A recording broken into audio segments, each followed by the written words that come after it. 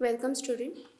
Myself Dikshita Faldesai, Assistant Professor from Government College of Arts, Science and Commerce, KPM.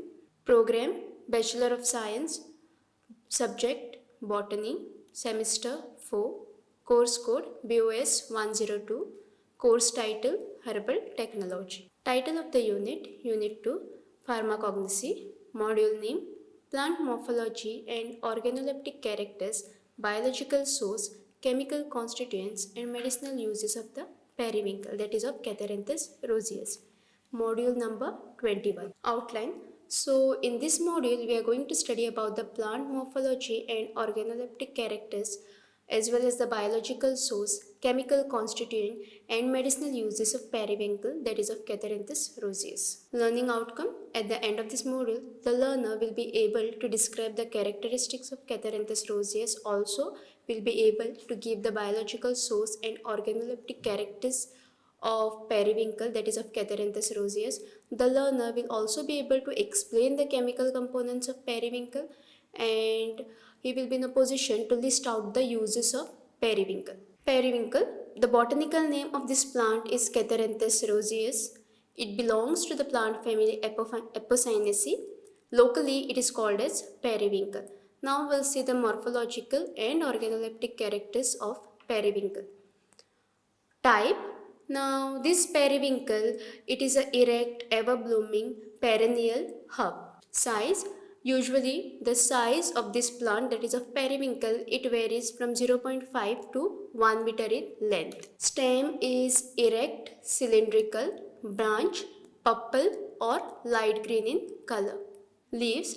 Now leaves of this particular plants have oval to oblong shaped, or leaves are oval to oblonged in shape, basically 2 to 9 centimeter long and 1 to 3.5 centimeter broad, glossy in appearance, green in color with a pale midrib and a short petiole. Petiole may be around 1 to 2 centimeter long, and they are arranged in opposite pairs.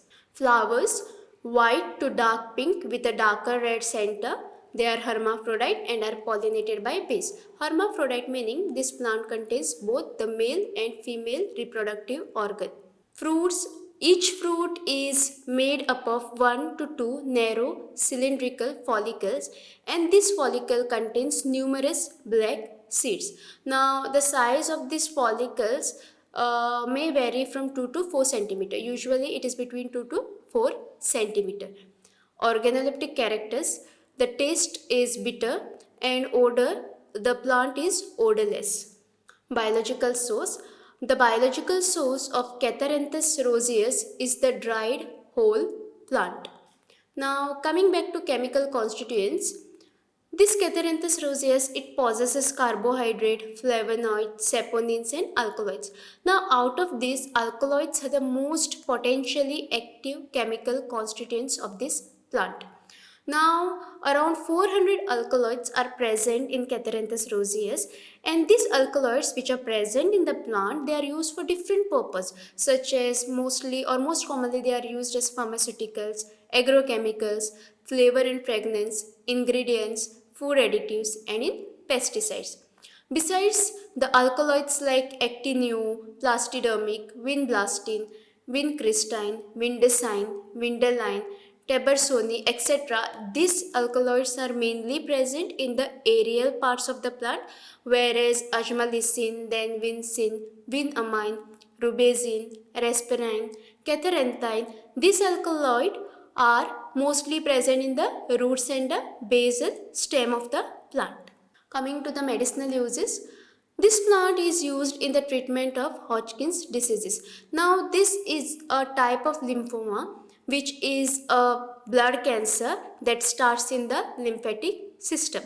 Now Hodgkin disease is treated by using periwinkle plant because it contains vinblastine as a chemical constituent which helps in the treatment of this particular diseases. Besides using this plant in the treatment of Hodgkin diseases, it is also used in the treatment of leukemia in children. Now leukemia is a cancer of blood forming tissue, and it hampers the person's ability to fight against infection and diseases. Now besides anti-cancerous property, this periwinkle plant, it also has anti-tumor properties. Then it is also used in hypertension. It is used to cure diabetes. The root paste is used in septic wounds. Then the root decoction, it is used in fever. Leaf juice is used in the blood dysentery. Okay, now we'll quickly revise what we have studied under this module. We have studied about periwinkle, its morphological characters as well as organoleptic character. We have seen that it is a perennial herb. The size may vary from 0.5 to 1 meter in length. Leaves are oblong to oval in shape. They are glossy in appearance, mostly hairless. They are oppositely arranged in pairs and they have entire margin. Then flowers, mainly they come in white to pink in color with darker red center. They are hermaphrodite, that is, it contains both male and female sex organ on the same plants. Then we have seen the fruits are follicle, which contain numerous black seeds.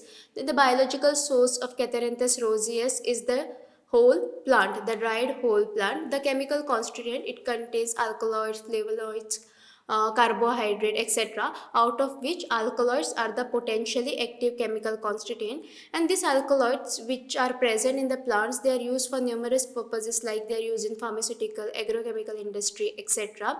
Besides this plant also contains rosidin, which is an anthocyanin pigments found in the flowers of Catharanthus roseus.